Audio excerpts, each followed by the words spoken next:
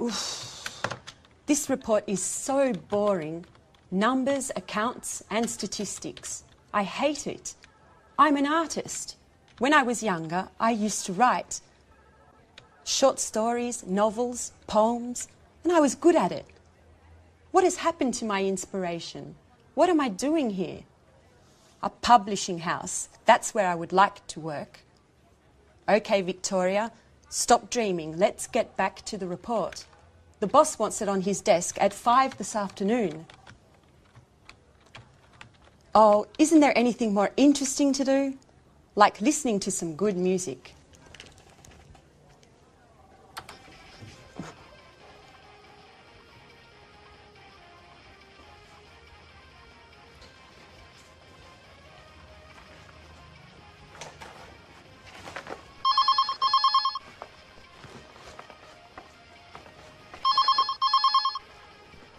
Telephone. Oh, the phone. Hello, this is Victoria Lee. Oh, Lucy, what can I do for you? No, I'm not busy. Well, actually, I am very busy. I have to write a boring report for the boss. Anyway, what is it? Is there a problem? What? Mr. Lewis wants to speak with me. Really? Yes, yes, of course. Put him through. Good morning, Mr. Lewis. It's a pleasure to hear from you. How are you? I'm fine, sir. What can I do for you? Yes, I know the product. It's very interesting, innovative, and the marketing department thinks it has a lot of potential for the international market. What? Me? Really? Thank you, sir. Yes, yes, immediately. Yes, yes, Victoria. Today is your lucky day. Bye-bye, boring report.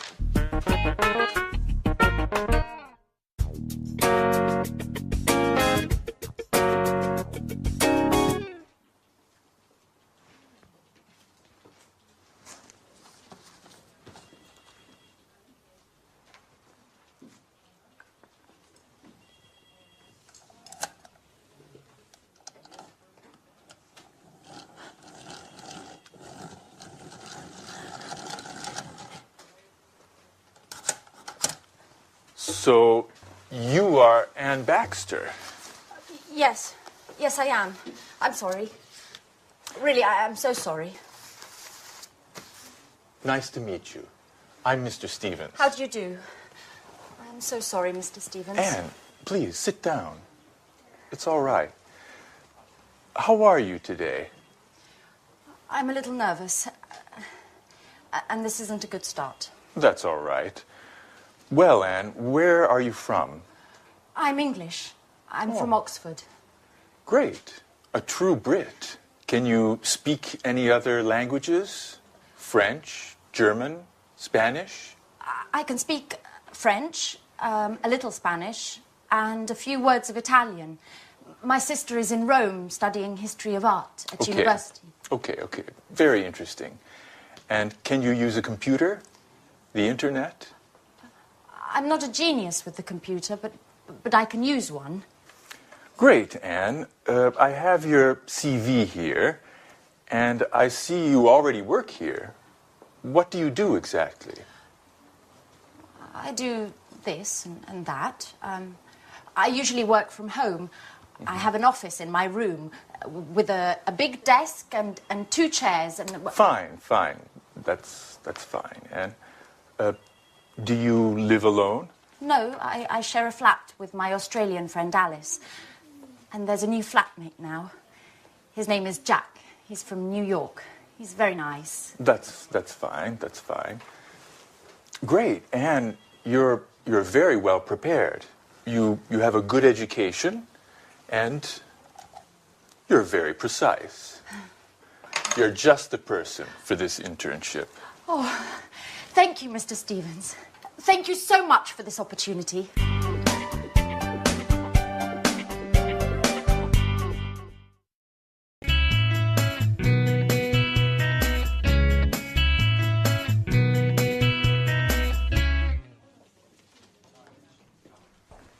Right this way. Anne, This is Gary. And this is Rachel. Hello. Hi. Pleased to meet you. Rachel is a very important team member at our publishing house. She knows everything about the company. Thanks. She was our first employee in 1985. 1985. And she can answer any questions you may have. Okay, Anne, you're in good hands. Have a productive day. Oh, all right, Anne. Are you ready? Well, Mr. Stevens founded this publishing house in 1985. Oh, just a moment.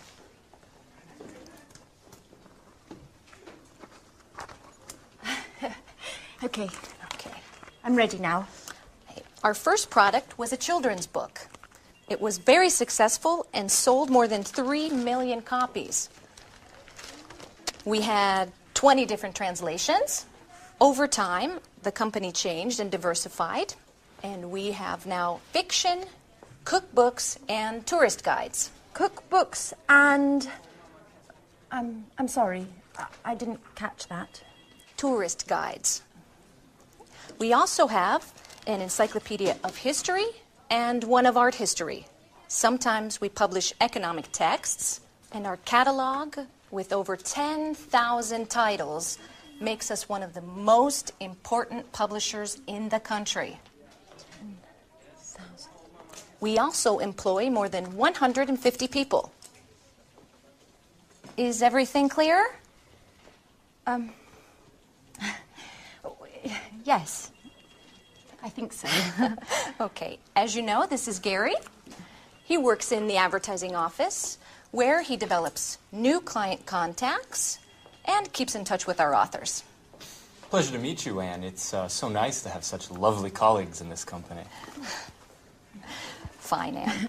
Okay, let's move from theory to action. Okay. This is your desk. Here's your computer. Mm-hmm. You know how to use one, don't you? Yes. As I told Mr. Stevens, I'm not... Okay. No need to waste time. Okay. Over there is the fax and the photocopier. Okay. There's a coffee machine in the hall over there. Mm-hmm. But please, few breaks and keep them short. Do you understand? Yes. Excellent, Anne. Get to it.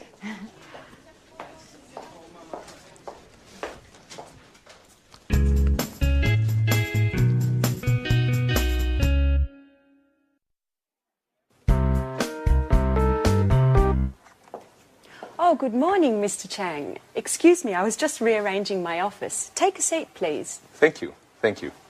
It looks very nice here. Thank you. Well, before we begin to talk about our new product, I would like to give you some information about our company. Speedmaster Spectre is a multinational company which specializes in well-designed, high-tech sporting goods. Founded in Los Angeles in 1995, we now have 15 branches worldwide. That's very interesting, Mrs. Lee. How much is your company's revenue? Over the past few years, Speedmaster Spectre's revenue has grown impressively. Today we have a turnover of more than 60 million euros of revenue. Our revenues abroad amount to more than 50% of that total. Very impressive. And what are your target markets? We have product lines for men, women and children with gear covering head to toe. Our brand is synonymous with reliability. Speedmaster Spectre is trusted around the world and we are considered one of the leaders in our sector. Great. So, what can you tell me about this new product? This is a revolutionary new tennis shoe. It's extremely durable thanks to our high-quality materials. We're interested in the Southeast Asian market. We believe that these shoes are the right product for that market. And where are they manufactured? Right, that's our strength. We have factories that meet all work standards and regulations in the countries we would like to target. And what is your role, Mrs. Lee? In the past, I was responsible for the Southern European market. Just last week, I took on a new role to test and distribute our products into the Chinese market. It's a very challenging position. That could deliver positive results. Together we can do great things, Mrs. Lee. Well, goodbye, Mrs. Lee. This meeting has been very profitable for both of us. Let's talk soon. Thank you, Mr. Chang. And yes, let's meet again soon. Great. Bye-bye.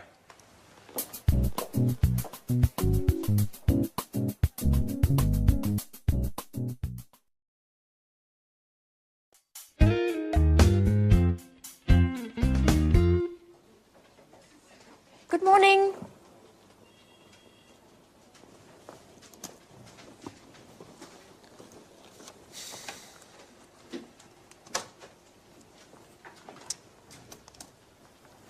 So, are you ready? Yes, quite ready. Okay, then let's begin.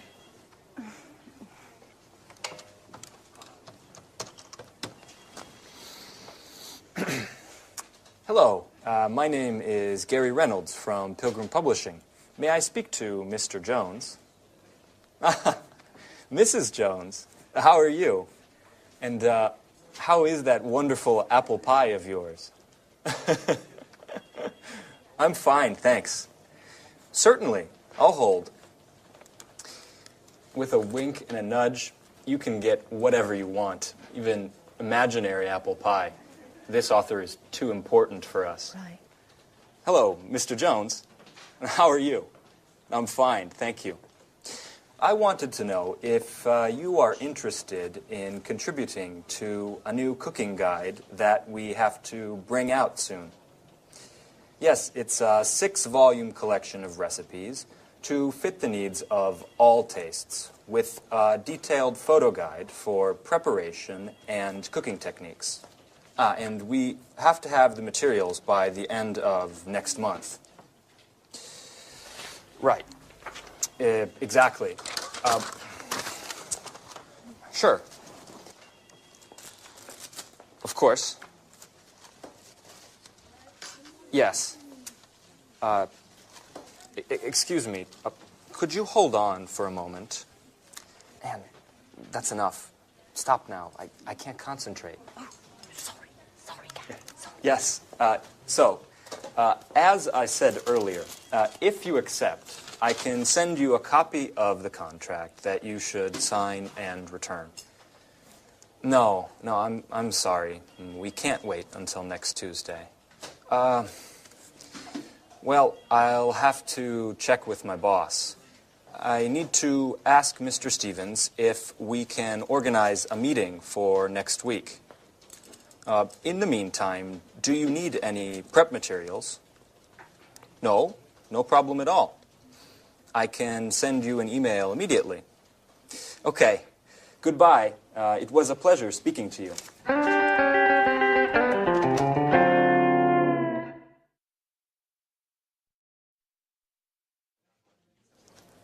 Do you always have to take notes? Yes, I do. I have to learn as much as I can, and there's so much to learn. I study my notes every evening. What a model colleague. You're so serious, so diligent, and an absolute nut about cleaning. Truly an asset to this company. You're making fun of me. No, of course not. It's such a shame. Such beautiful eyes shouldn't only read all the time. Come on, Gary, stop it. Let's get back to work. Okay. I mustn't pay you any compliments then. So, Ms. Baxter, can you give me the notes from my conversation with Mr. Jones? Okay. So, you said to Mr. Jones that... Oh, I have to start from the beginning, right? Anne, calm down. It's not an exam. I know what we should do. You should try a telephone call. Me? Oh, no. No, I'm not ready yet. Sure you are. It's not that difficult. Okay. Here, Who do we have to call next? try to call Mr. Clifford. All right.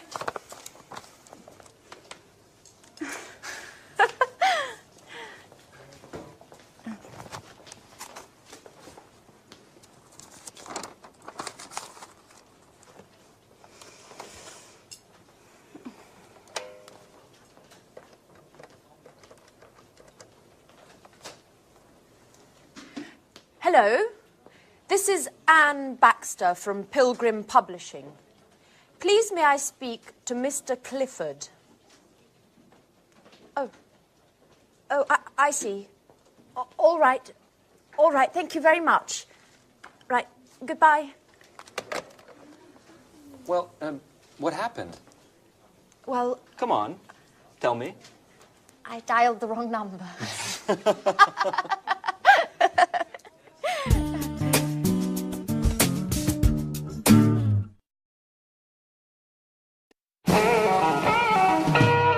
So, Mr. Stevens, may I begin to explain our typographic services? Just a moment, Mr. Richardson. I'm still waiting for our new intern. She has a lot to learn, and I think our meeting would be very useful for her. Good morning. I'm sorry I'm late, Mr. Stevens. Never mind, Anne. Anne, this is Mr. Richardson. How do you do? Good morning. Anne, I see you've had your hair done. Very nice. Oh, thank you, Mr. Stevens. It looks like you were out late last night. I hope you had fun. Were you at a party or perhaps a club? Oh, no. I was at home. Actually, it was quite a difficult night. Anyway, I don't want to bore you with my personal problems. Right. So, Mr. Richardson, tell us about your typographical services then. Founded by Charles Emerson, Montex has been active in the typographic market since 1985. From the beginning, we have been known for our innovation and high-quality products. Mr. Emerson's children, John and Lucy, have continued the tradition by improving and enlarging the family business. The first Montex office was located in Russell Street. Oh, Russell Street! That's where the flower market is. I went there just the other day and bought 2 beautiful yellow orchids. I'm sorry. I'm sorry, Mr. Richardson. I didn't mean to interrupt you. As I was saying, over the years and following changes in the market, our company has diversified and extended its line of products. We've purchased the latest technology, offering our customers the best package available on the market today. In 2000, we moved to a larger office space in order to improve production.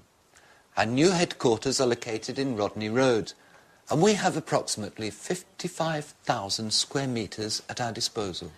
Well, that's a huge space. Yes, that's right. It's very big. Anyway, our first success was with brochures, marketing flyers, pamphlets and company catalogues. We also provided business cards and general printing services. Over time, we moved into book publishing as digital technology and expansions in the market gave us the skills to enter the market.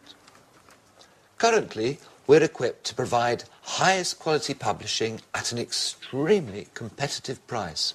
Our current capacity is more than 100 million pages per year.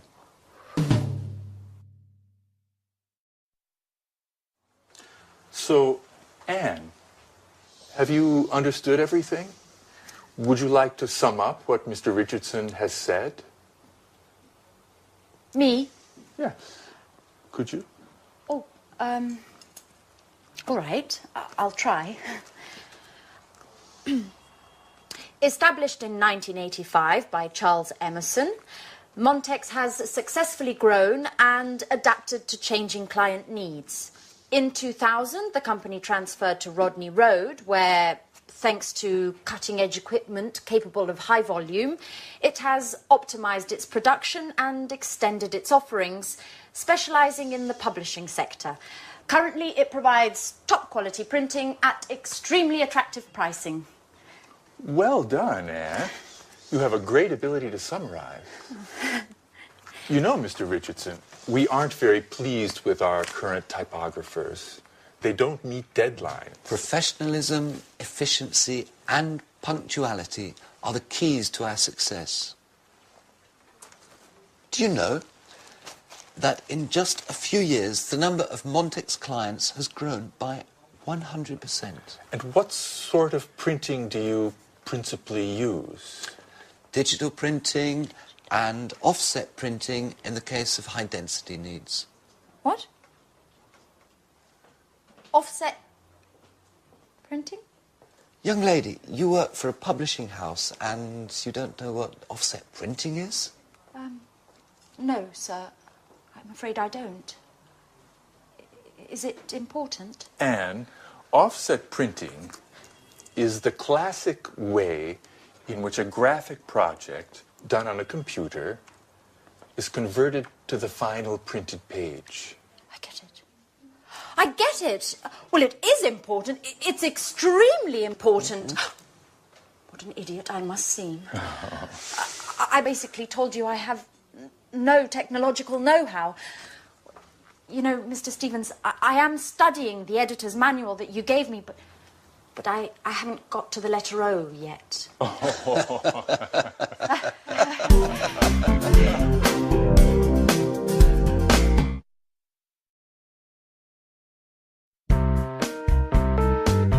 We're meeting here today to show Mr. Chang our new Smarty tennis shoes. These innovative shoes are made of high-quality materials and are perfect for the Southeast Asian market, which, as we all know, is expanding rapidly. We're especially interested in the Chinese market, which is growing at a pace much faster than the rest of the world. Excuse me for a moment. Henry? Hi. I'm sorry, but I'm in a meeting right now. Let's talk later, okay? All right, tell me, but hurry up. No, Henry, I never told John he could watch TV all day. He must have misunderstood. All I said was that he can watch all the TV he wants, but only after doing his homework. This really isn't the right moment, Henry. I'm sorry. Can we continue this conversation later on this evening? Pardon the interruption. Now, as I was saying... Excuse me, Victoria, but do you think this is the right product for the Chinese market? I think that before we export Smart in the Southeast Asian market, we need to take a close look at the local competition and the market status in the sector. Excellent observation, Paul. We've actually already done market research, and as Mr. Chang can confirm, demand for sporting goods in China has grown by 50% over the past 10 years. Far Eastern consumers are increasingly interested in the latest fashion. They have become the most demanding consumers of fashion and quality in the world. Isn't that right, Mr. Chang? Oh, yes. Your fashions have reached our shores. Fashion is law, especially for young consumers. In fact, purchases are driven more by trends than by the actual products. And what about the competition, Victoria?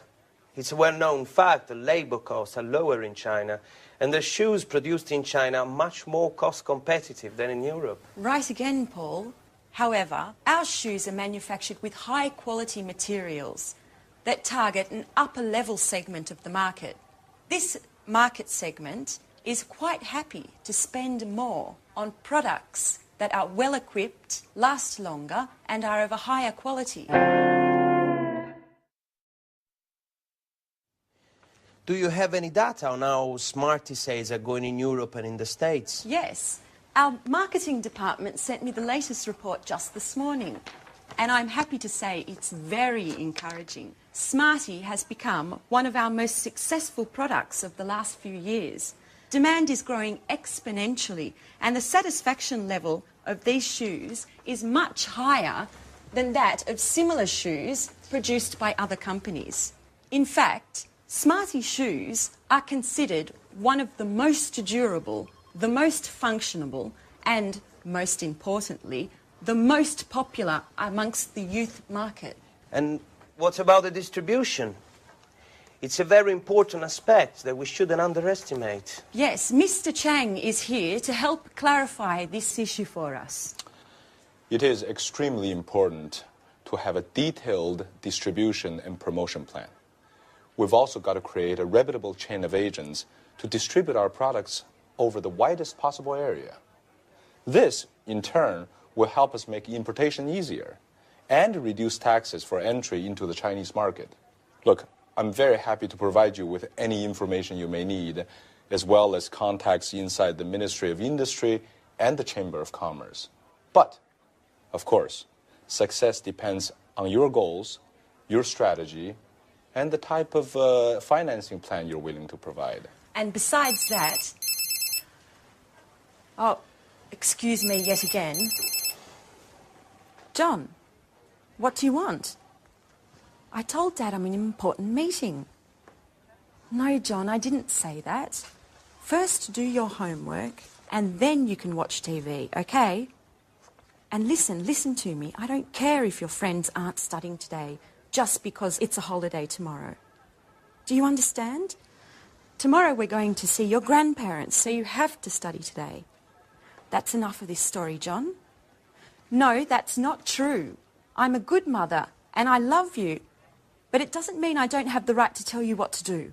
Listen, I don't want to talk about this anymore. Goodbye. Pardon me. Just a little domestic problem. Well, yes, Mrs. Lee. We all know that kids cause more problem than work. You're right, Mr. Chang. Kids. Anyone who understands them is a genius.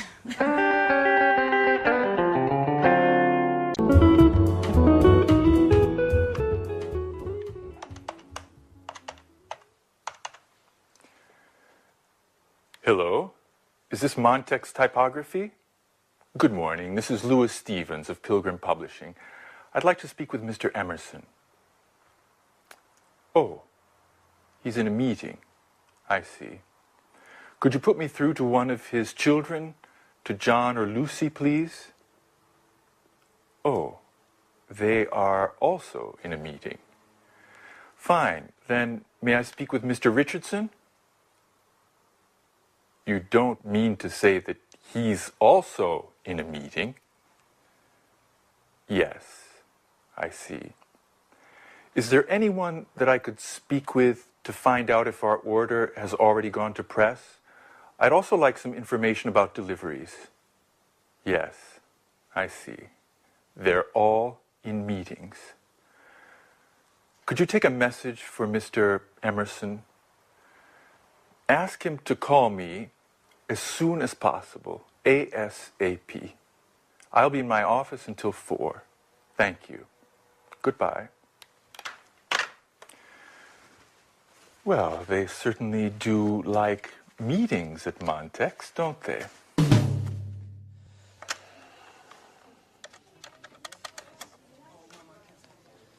Good morning. This is Gary Reynolds of Pilgrim Publishing. I would like to speak with Mr. Smith, please. Hey there, little guy. Could you give me your father, please? I see, he's not in. May I speak to your mom, then? I see, she's out as well. Okay. Does that mean that you're home alone? No, is there an adult in the house? Your babysitter. Okay. May I speak to her? Yes, hello. This is Gary Reynolds of Pilgrim Publishing. No, not Penguin. Pilgrim. Right. I wanted to speak to Mr. Smith about a new cookbook series that we're preparing. No, you've misunderstood. No, I'm not trying to sell anything. I don't sell encyclopedias. No, listen, I work in a publishing house, and Mr. Smith is one of our authors. No, hey, wait, don't hang up. Hey, could you... Hello?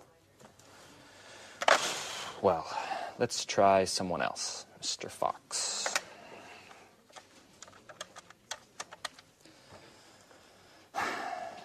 Good morning. This is Gary Reynolds of Pilgrim Publishing. Answering machine. Great. Yes, good morning. This is a message for Mr. Fox. I'm Gary Reynolds of Pilgrim Publishing, and I was interested in finding out if you would like to participate in a new cookbook series that we are publishing soon. You can contact me at your earliest convenience, and you can reach me at the number 786-8776. Okay, thank you. Goodbye. Well, seems like today is just not my lucky day. Oh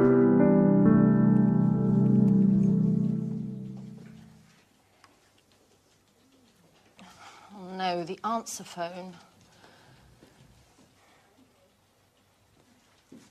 Alice! Hello, it's Anne. I need to speak to you urgently. Please call me as soon as you get this message. I've got lots of news to tell you about Peter and Sharon. I imagine you're interested.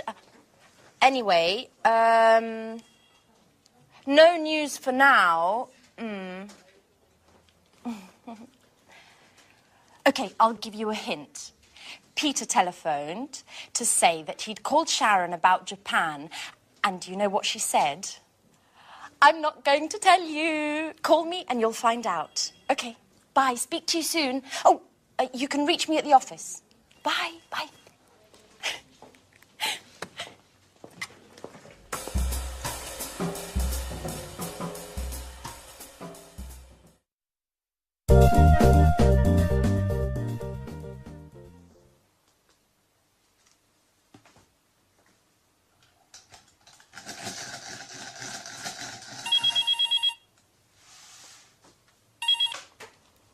Pilgrim Publishing, good morning. Who is this?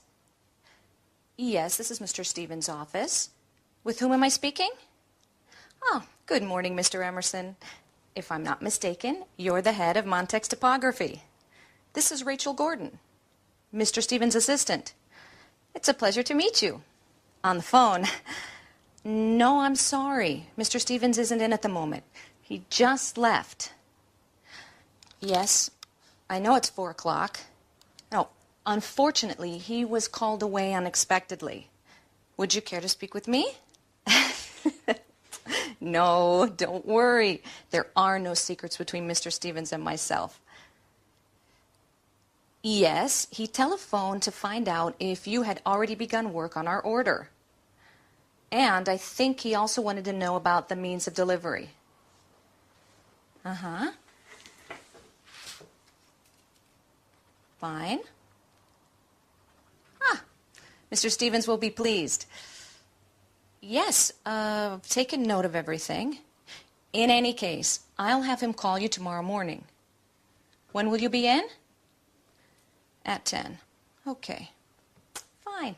Goodbye, Mr. Emerson. I look forward to meeting you in person.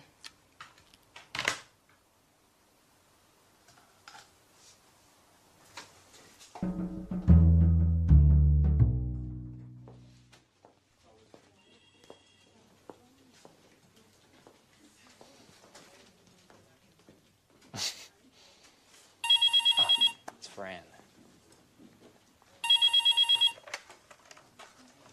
Hello? No, I'm sorry. She's not here right now. Who's this? Alice. This is Gary. Right, the Joker. Which, by the way, was Anne's idea. No, I didn't want to go along, but she insisted. No, I don't know where she's gone. Perhaps to make some photocopies. Would you like to leave a message? Uh-huh. Okay, I'll tell her to ring you as soon as she returns. Are you at home? No, your cell phone. Okay. All right, bye. Oh, hey, Alice. You seem like a really nice girl, even if we don't know each other. May I ask you something? No, it's just that, well, would you like to have dinner with me tonight? But please, don't say anything to Anne. She might get angry. No, I know you two are such good friends. You live together. Okay, don't get worked up. Listen, I was just joking. All right. Bye, Alice. No, bye. What a hothead. You really can't say anything to her. Such a pity. I would have liked to take her out. She is very nice.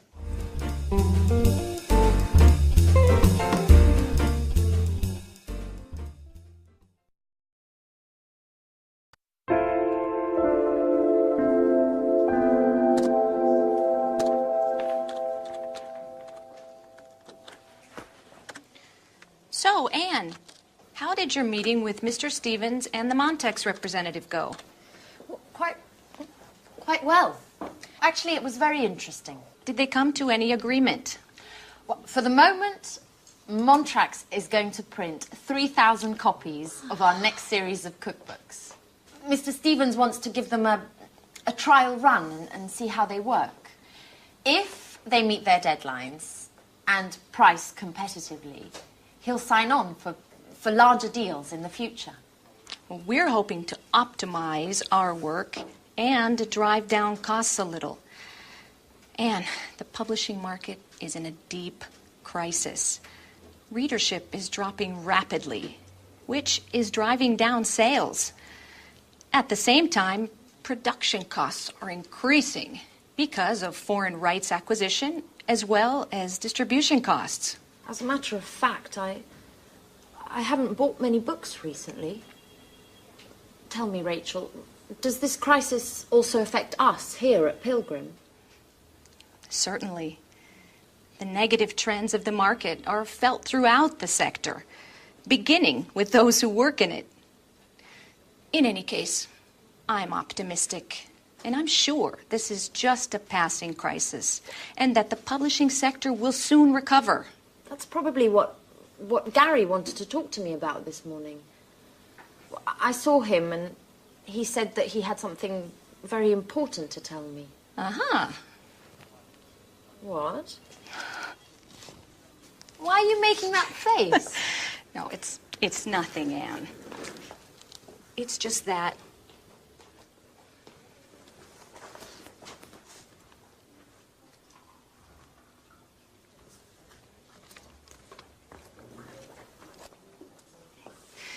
It's just that I don't trust Gary. He's a Latin lover and full of himself. He chases all of the pretty girls around here, and you are just his latest victim. Look, Rachel, I'm perfectly capable of looking after myself. I only have a working relationship with Gary, and that's how it's going to stay. Sorry, Anne. I certainly didn't mean to offend you. I'm quite aware that you are an intelligent young woman who can keep men like Gary at a distance. In any case, I just wanted to warn you. I'm sure you'll agree with me once you get to know him.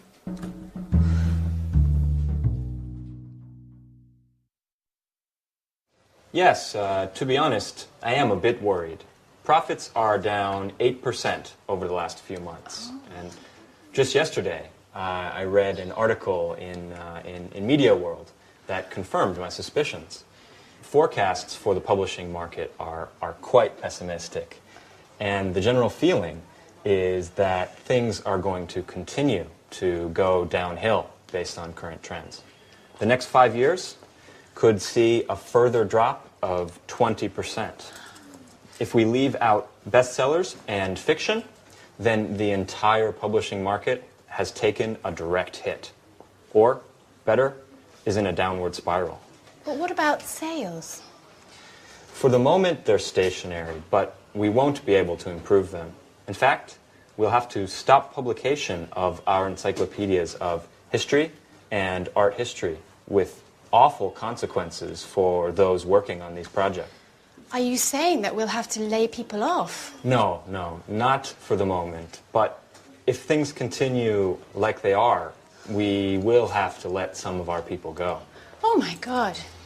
There must be something we can do to keep from cutting staff. I'm meeting with Mr. Stevens this afternoon to discuss the situation.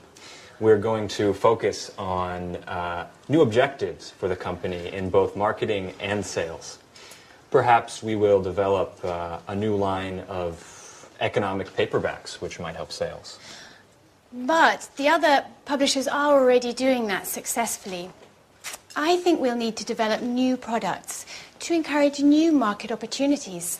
Well said, Billy. I've already got an idea to suggest. It won't resolve all of our problems, but it could bring about some interesting developments. And what might this new idea be? Anne! Well, Anne, are you in there? Hey, you! I'm looking for my friend Anne. Is she with you? Anne! Surprise! Anne, hello. Come back to Earth. Someone's looking for you. Anne! Alice! are you doing here? Well, I came to see where you work, Anne. Could you give me a tour? So, these are your colleagues. Oh. What long faces. Are you always like this? We need a little fun to lighten things up in here.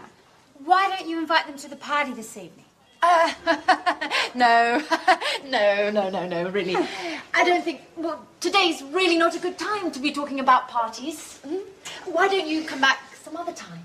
And perhaps warn me in advance, perhaps. Bye-bye, Alice.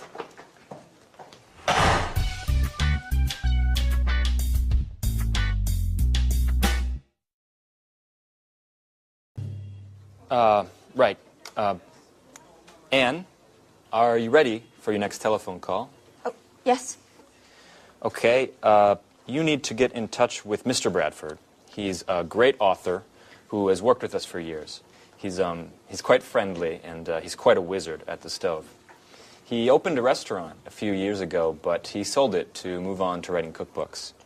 He knows 1,000 tricks in the kitchen, and he can make anything taste great, even tomato soup. Oh, come on, stop it, Gary. I've only had half a sandwich today, and hearing about tasty treats is driving me crazy. I know. Speaking of eating, when are we going to have dinner together?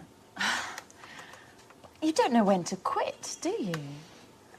Enough joking around. Well, let me give the kitchen superman a call. Okay, but don't forget to pay him compliments. This guy just eats them up.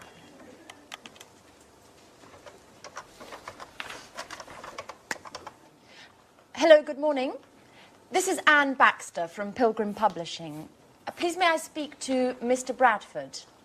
Oh, Mrs. Bradford, hello. I've heard a lot about your husband. He's quite the chef, isn't he? Yes, I also enjoy cooking, but I'm not in the same league, of course. Well, I'm calling to propose a new cookbook series to Mr. Bradford. We're going to be taking it to press soon. Okay, yes, thank you. Yes, I'll hold.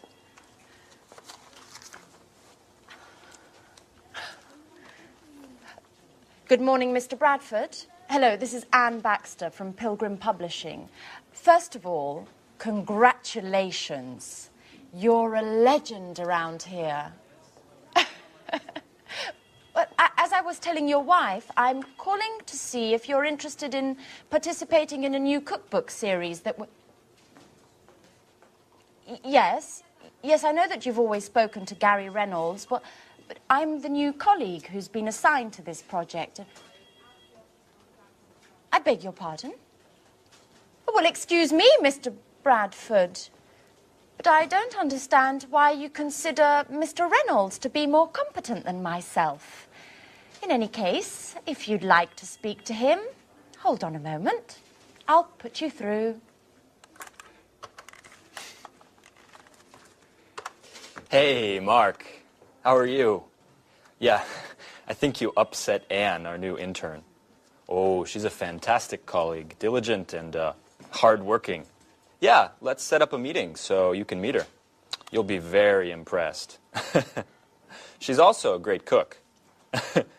In the meantime, I'll send you a detailed outline of the project. Okay, and we'll see each other Tuesday at 10. Okay, right. Bye, Mark.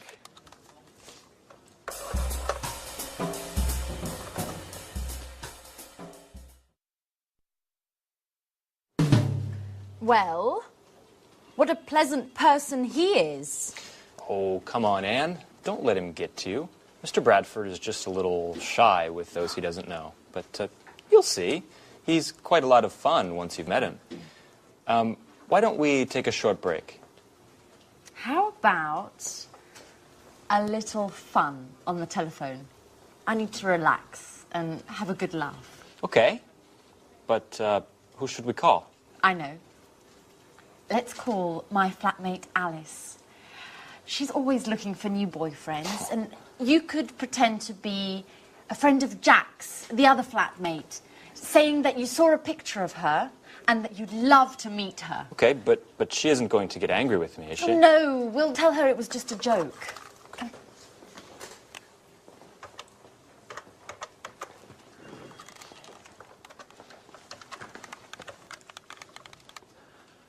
Hello? Is that Alice? Yeah, this is Gary. And I'm calling because, Well, I'm a little shy. and I'm a friend of Jack's, and yesterday he showed me a picture of you. And, well, I think you're pretty cute. Hello? Could you speak up? The line is terrible. Yes, I'm also having problems. This line must be congested. My name is Gary, and I'd like to get to know you a little better. What? Who are you? I'm a friend of Jack's, and yesterday I saw A picture of you. How could that be? What picture? Don't raise your voice with me. Me, Alice. In the picture, there were 3 people. One was Jack, one was an ugly girl, and then a very beautiful lady. And Jack told me it was you. hold on while I put you through to a friend of mine who doesn't agree with me about the ugly girl. Hello? Who's speaking? This is Alice, and I urgently need to speak with the other guy. I think his name is Gary. I'm afraid I can't hear you. Could you speak up? I said I urgently need to speak with Gary. Oh, I'm afraid Gary's very busy at the moment. If you'd like an appointment, I can fit you in the beginning of next month. What? You are joking, aren't you? I told you I need to speak with him immediately. Alice! It's Anne. It's a joke. And you fell for it completely. Anne, you scared the hell out of me. What a stupid joke. Okay, maybe it was a stupid joke, but you bought it hook, line and sinker.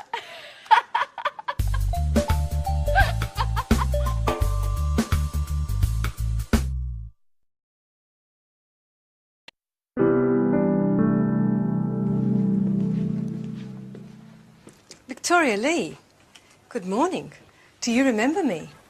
Yes, certainly. And to what do I owe the pleasure of your unexpected visit? Beautiful office. My compliments. You've certainly come a long way, haven't you? Well, I can't complain. If you don't mind, I've got quite a lot to do. You didn't feel that way a year ago when we first met. Listen, Mrs. Baker, that was a very difficult period for me. I wasn't happy with my job and... Don't worry, Lee. I'm not here to visit the past, but rather to talk about the future. What? I've recently heard quite a bit about you. I know that you've done great things to improve the bottom line of Spectra. As a matter of fact, that's why I'm here today. I'd like you to come and work for us. Thank you, Mrs. Baker, but... Just a moment, Lee. Let me have my say. If you came to work for us, you'd not only have the opportunity to work for a successful company, but you'd also have a brilliant career with full satisfaction ahead of you. I'm flattered, but as I said, I'm very pleased with my present employment. If I were to propose a position as business development manager, would you consider my offer?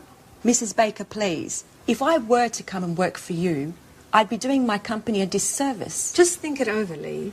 If you accept, you'll get a much higher salary than your current one. Of course, I forgot to mention the company car and mobile phone, not to mention an impressive percentage of sales. That's enough, Mrs. Baker. Your offer is very tempting, and if I were free, I would certainly accept. However, things have changed greatly. I am very satisfied with my job here. Mrs. Lee, I've brought you this brochure. I was just, Fine, I'll leave. Mrs. Lee, just think about what I said. I'll be in touch.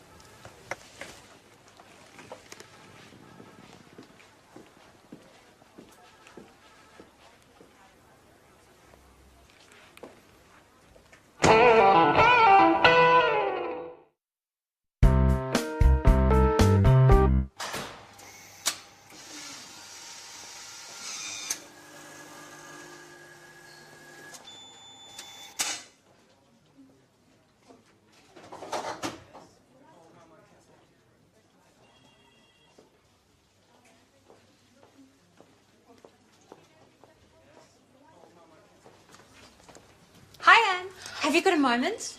I just have to show you a few things. Alice, how many times have I told you to call before you come and visit me at the office? If my boss finds out, I'll be in trouble. Oh, yes, I know. You're right. I'm sorry. Anyway, you are on your coffee break, and I just need some advice. I'm going out with Philip tonight. You know, the handsome guy I met at the library last week. Oh. I told you about him, didn't I? I don't know, Alice. I've lost count. Every week there's a different guy. And what's so important about him that you couldn't wait to see me? What if I wear this tonight? It's nice. Red suits you. Really? But if I wear this, I'll have to find the right black shawl. By the way, can you lend me the one you bought last Saturday? Alice, it's brand new. I haven't even worn it yet. Come on, Anne. I told you that this date is really important to me. Okay. What if I wore this one? That's pretty too. Yes, but if I wear this one, it would go better with your blue hat. Could you lend it to me? Oh. Please, Anne. Oh, Alice, no, not that one. It was a present from my sister. Oh. I'm very attached to it. Oh, please, Anne. Come on, help me, please. Okay, it's impossible to talk you out of anything anyway. But if I'd known you were going to borrow my entire wardrobe, I would have immediately told you I was very busy. Thanks, Anne. You're the best. Yeah. Okay, I'm going now. By the way, what would you say if I told you I had broken your camera? You've done what? Oh, come on, Anne. I'm joking. Oh, I think work is making you just a little bit too nervous. Bye.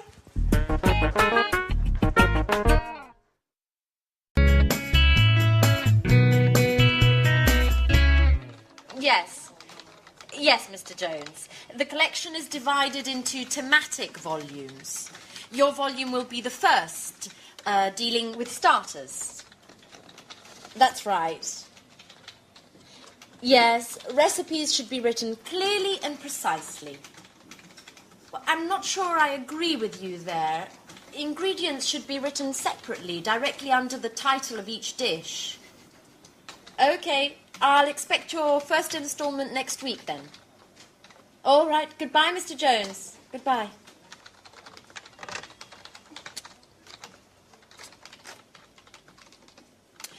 Excuse me, Gary. Has Mr. Bradford got in touch yet? Gary? Hello? I asked you a question. Could you answer, please? What's up, Anne? I'm sorry, I'm writing the contracts to send out to the authors. Have you spoken to Mr. Bradford yet? No. Could you give him a call? I'm really very busy at the moment. Okay. Could you at least tell me where you are with him? Has he sent us the materials? Gary? Hello, Gary? What? Please, can you tell me what is so entertaining about drawing up contracts? Why? Because you're glued to your computer and you keep laughing like a fool. I'm just in a good mood today. Come on, Gary. I'm not stupid. What are you doing? Okay, you've caught me out. I'm chatting. It's great fun. Would you like to give it a try? No, thank you very much. And you shouldn't be chatting at work anyway. Mr. Stevens might notice. Now, why would he? If he walks in the door, I'll just close the window and continue typing up the contracts. Anne, relax. Let's chat a bit together. No, I'm afraid I can't. Somebody needs to work around here. Now, could you explain how I should proceed with this? You spoke to Mr. Bradford, so could you give me some details on your agreement? Yes, he should have sent some materials in 2 days ago, but we still haven't received anything yet. Give him a call and see where he's at with those.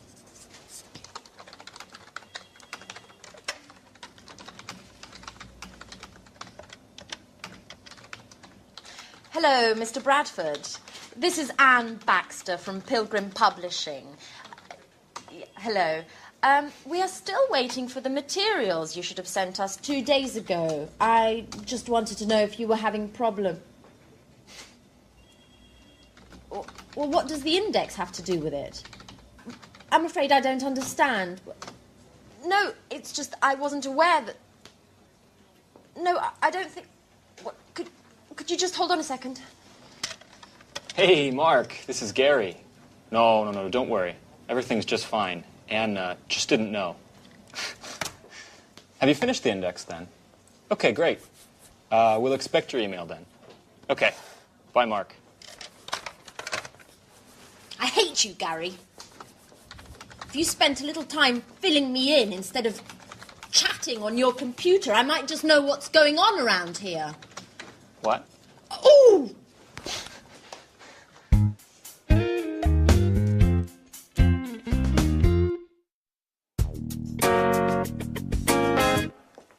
Mrs. Lee, excuse me for disturbing, but I need to speak to you for a moment. You're not disturbing, Mr. Chang. What can I do for you?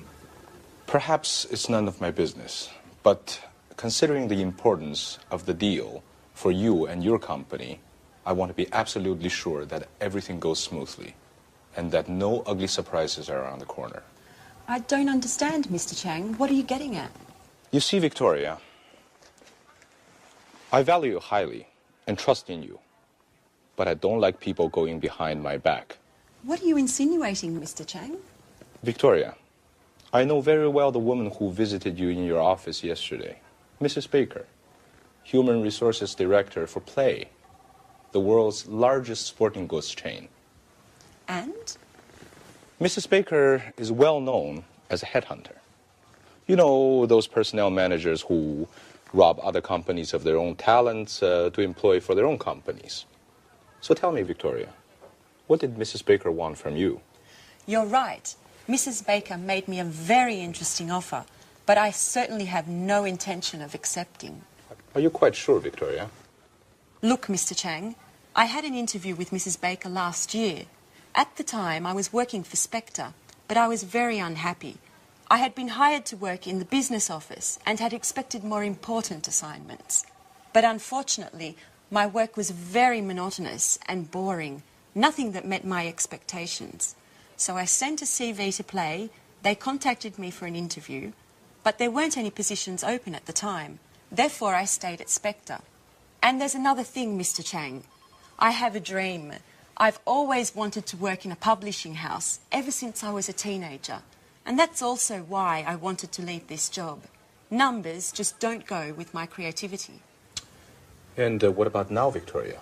Do you still doubt about your job? And what about your expectations? Well, now things are different. I've taken on a role with more responsibilities, and I'm working on important projects like this one. It's been a double victory for me. Not many women have such prestigious positions, and I'm quite proud of that. I finally have the chance to demonstrate all my abilities, and I have no intention to renounce that. You have to believe me, Mr. Chang. I have no intention whatsoever of betraying my company. I believe you, Victoria. I certainly appreciate your sincerity. You're quite a capable young woman. And I'm certainly very pleased to have solved this little misunderstanding.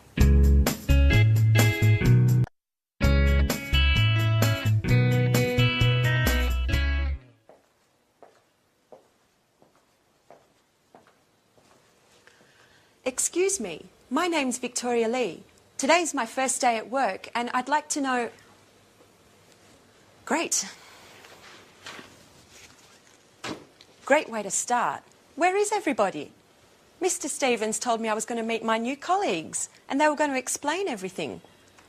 Wonder if I've come to the wrong department. Ah, you must be the new arrival. Pleasure to meet you. I'm Rachel. The pleasure's all mine. My name's Victoria Lee.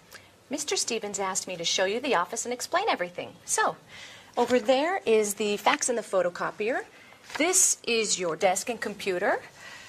What else? Oh, yes, you'll find a coffee machine down the hall. But please, remember... Few breaks, and please keep them short. This gentleman is Gary Reynolds, head of marketing. How do you do? I'm Victoria. Mr. Stevens tells me that we're going to be working closely together. I must say, it's quite a pleasure to spend so much time with such a lovely young lady. Happily married woman. Married with a son, as a matter of fact. Well done, Victoria. Let him know who's who. Gary's the kind of guy who can't control himself with attractive women. Thank you for the compliment, Rachel. Let's get down to work. Here's an analysis of last year's investments. As you can see, we've consistently improved our bottom line in all sectors, even if, as far as I'm concerned, we need to move more aggressively into the market. What exactly do you mean? Well, improve our e-commerce play, for example. Let's imagine for a moment that Pilgrim were to develop an advanced online catalog that would allow users to purchase directly online.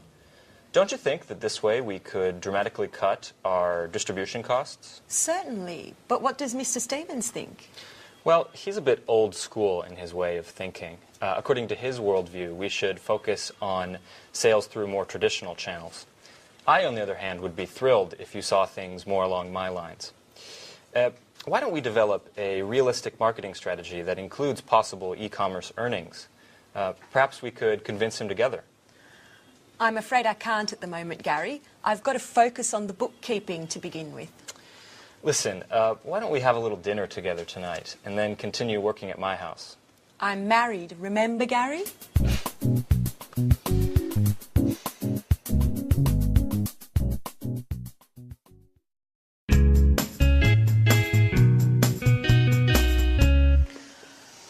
Statistics, accounts, reports. Not much has changed from Spectre. And I was hoping for a more creative position. See you later.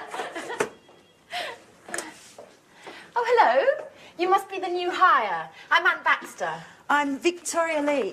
I recognise your name. Have we met before? I don't think so. Or perhaps we met at the Red Lion pub. I often go there with my friends. No, it doesn't sound familiar.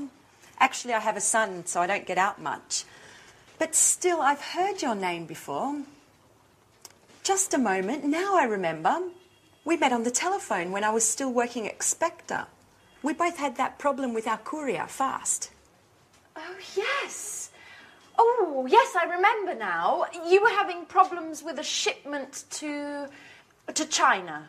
Gosh, what a coincidence. Well, who would have ever thought we would end up working together? So, how are things going? Well, it's still too early to say. Today's my first day at work. Oh. Well, I presume you've already met Gary. Yes, earlier. We're working on a project together. And I bet he's already invited you out to dinner. Yes, as a matter of fact. And he's probably told you that he loves working with charming young girls such as yourself. Yes, and how do you know? He always uses the same line. He did the same with me. How original. Well, I'm pleased that you've joined us here, and, well, I hope we'll become great friends. Yes, well, I'm sure we will. You're very nice. And who knows, maybe that telephone call was destiny. Ooh.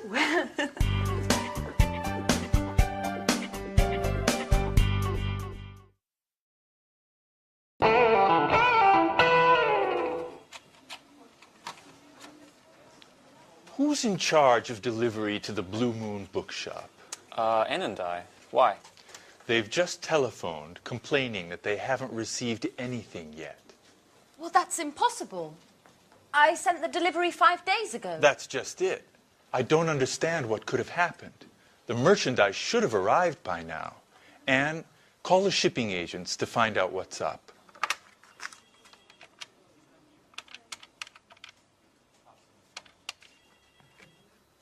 Hello, am I speaking to Fast Shipping? This is Anne Baxter from Pilgrim Publishing. I'd like to follow up on the merchandise we sent 5 days ago. Sorry? What? That's impossible. There must be some mistake.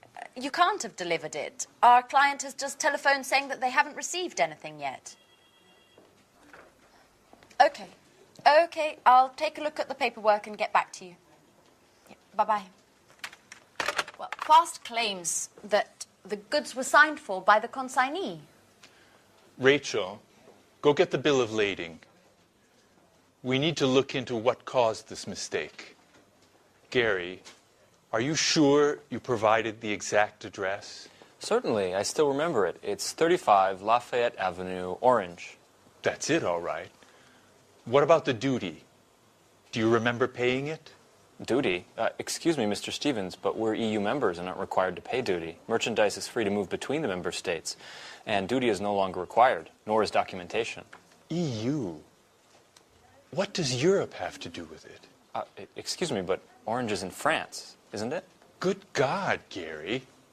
Blue Moon is in Orange, but not in France. Orange is a city in Massachusetts, USA. Call the bookshop immediately. What an idiot. That's why I paid less on freight charges than was budgeted.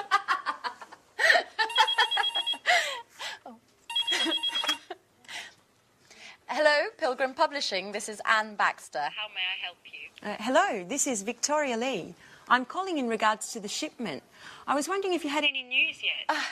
Yes, Actually, I was just about to call you. unfortunately, there's been a misunderstanding. But don't worry. We're taking care of things on our end, and you should receive The goods very soon. Could you tell me exactly what's happened? My boss is extremely upset. The shipping documents were in order. According to the bill of lading, the supplies should have already arrived. Can you explain why the merchandise is blocked in the custom warehouse? Customs? Oh, no, you see, I'm afraid there's been a slight problem in addressing the goods, and they've been sent to a destination in France instead of Massachusetts. France? Massachusetts? What are you talking about? The merchandise was destined for China. China? Excuse me, are you the owner of the Blue Moon in Orange, Massachusetts? No, I'm not. I work for Spectre. We're a multinational sporting goods manufacturer. I'm speaking with fast shippers. Well, actually, no. This is Pilgrim Publishing. I'm afraid you've got the wrong number. But we do have something in common. We both use the same Courier.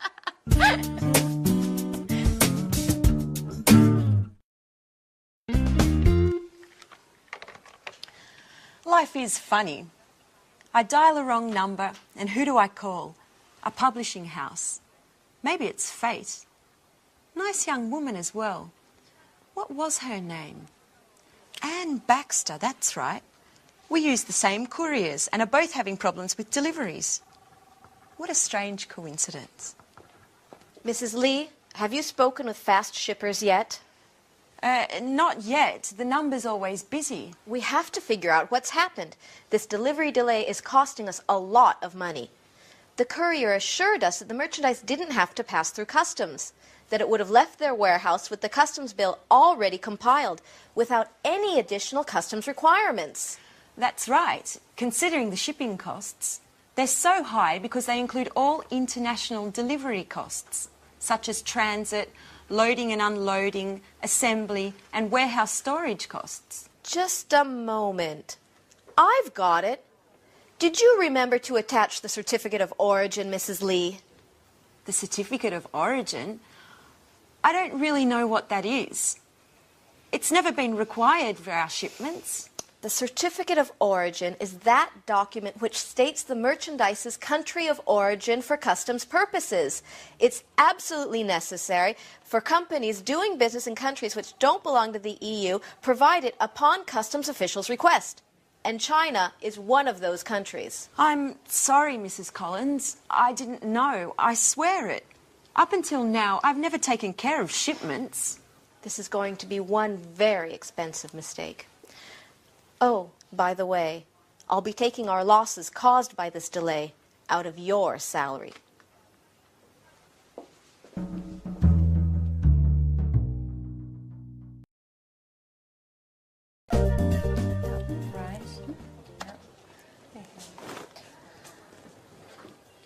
Welcome back, Gary. How was the International Book Fair in Frankfurt? Great. I cultivated a number of interesting contacts that could lead to great opportunities. I also participated in a very important conference on the current state of affairs in the international book market. Oh, do tell, Gary. Yes, okay, but just a brief summary because I've really got to get going. Mr. Stevens wants a report on the trade fair ASAP, and I've been away for 3 days, so I've got a ton of work to catch up on. In any case, a number of the top company representatives from the largest international publishing houses participated. The most interesting presentation was surely that of John Schumann, one of the top experts in the publishing sector. And what did he have to say? Excuse me, just a moment. It's one of my contacts from Frankfurt.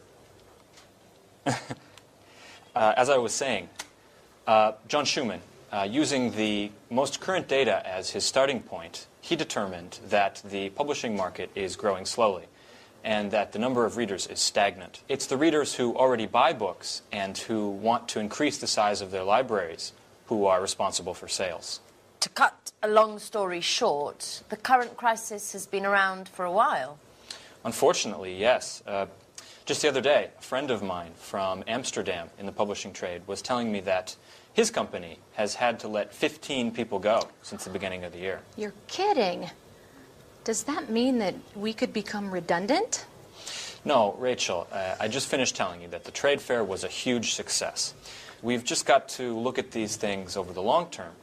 It's the latest technologies that will offer the most success in this market. What do you mean? I'm talking about digital editing. We are on the cusp of a revolution in publishing. In other words, the transition from printed publishing to digital publishing. I'm afraid I don't agree with you, Gary. Internet, email, CD-ROM, DVDs, and all electronic gadgets put together will never substitute the joy of reading a book. I know, Rachel, you are a Luddite, but this is the future.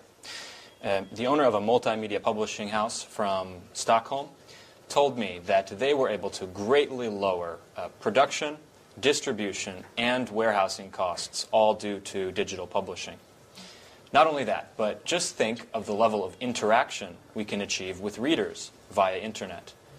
And besides that, just a moment, excuse me. I bet it's one of your important contacts from Frankfurt. Yes, as a matter of fact, it is. Judging from your expression, I'd say that these contacts are mostly female.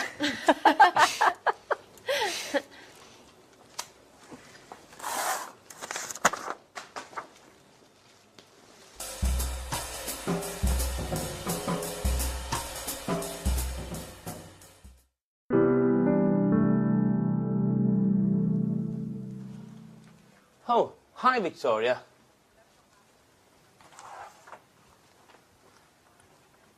Why weren't you at the meeting this morning? Which meeting? The meeting that Mrs. Collins called with all the department heads to come to grips with the situation. And I quote, to discuss the means with which we can improve both production and company efficiencies. No one told me anything. I bet she did that on purpose, my darling boss. She wanted to get back at me for a mistake I made on a shipment. She always keeps me out of the loop on all the important developments and makes me do the work of a secretary. I hate her. Come on, Victoria. Chin up. Things will get better. I'm not sure about that, Paul. Anyway, tell me, what did you discuss at the meeting? Well, you can imagine the tone that Mrs. Collins used. She prefers cold and distant. She urged us all to work even harder to overcome this difficult moment for the company. According to her, we should be working 24/7, 365. Listen to this. She told the warehouse manager to calculate the efficiency of workers more precisely as they go about their tasks, and if necessary, to lengthen their hours. Then she invited Mr. Rover, the personnel director, to evaluate the necessity of any new hiring. She told him that from now on, each and every short-term or long-term plan must first be evaluated and approved by her. I always said she was a dictator. Yeah. And she claims that we should be delighted at her flexibility, and that many corporate heads she knows would just resort with a huge personnel cuts to improve the situation. Oh, what an understanding woman. You bet. Then she added that companies need to meet deadlines. and to work within strict budgets in order to keep clients satisfied and remain competitive in the market. Finally, referring to you, she reminded us all that delays and errors in projects are absolutely unacceptable. What are you doing, Victoria? Are you taking notes? No, I'm writing my letter of resignation.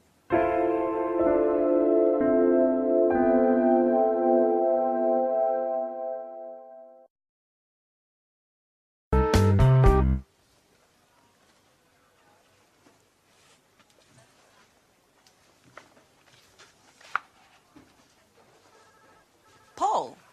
Don't tell me this is true. Are you really going to leave? Yes, Paul. I just can't stay here. Since Mrs. Collins has arrived, the work climate has become unbearable. She never misses an opportunity to humiliate me and to assign me the most demeaning tasks. And what are you going to do now? Well, I've got in touch with a number of companies. This afternoon, for example, I have an interview with a publishing house. Publishing house? You're not going to become an author, are you? Precisely. You know it's always been a dream of mine. I don't think the interview is going to focus on my literary talents. But, Paul, you look awful. What's the matter? I'm a bit concerned about things. We're having a meeting with the major shareholders of Spectre to take a look at the balance sheets. And is that a problem? Well, as you know, the year-end balance sheets provide an overview of the economical, fiscal and fiduciary effectiveness of our management. And I certainly hope that scrutinizing the books won't uncover inconvenient discrepancies that could lead to a change of the company leadership. What exactly are you referring to? As you know, things haven't been rosy lately, even if there has been a slight improvement in share prices during the last quarter. However, at the same time, the outstanding debts to our suppliers have also increased. In other words, our revenues don't cover our expenses. The situation is serious then. That's right. I'm afraid we'll need to resort to additional outside financing. I've been calculating the various balance sheets entries to understand what's causing our debts and try to develop a plan of attack to get our weak points under control. The results are anything but encouraging. As you well know, the solidity and integrity of our financial core assets are indispensable to keeping our production capabilities intact and revenues flowing. I certainly wouldn't want to be in your shoes at the meeting. No kidding. I'm predicting lightning and thunder. I wish I didn't have to participate. Perhaps I could come down with a sudden case of flu or something. How about kidney inflammation accompanied by high fever caused by a highly contagious virus mysteriously present in the company? You'll laugh, but now that you won't be here, I'll have to double the work. By the way, they don't happen to need someone else at the publishing house you were speaking about. So you're a secret author as well? No, but I can do a lot of things. For example, use a computer, make photocopies, send faxes. That should be enough, shouldn't it? What a clown. I'm going to miss your jokes, Paul.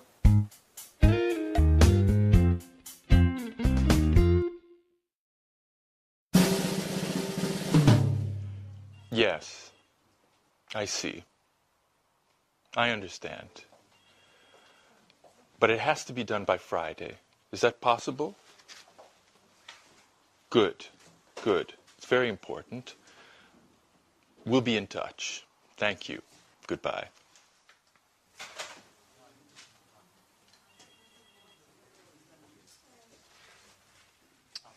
Mrs. Lee, you've got an exceptional CV. Well, thank you, Mr. Stevens. I don't quite understand why you left Spectre.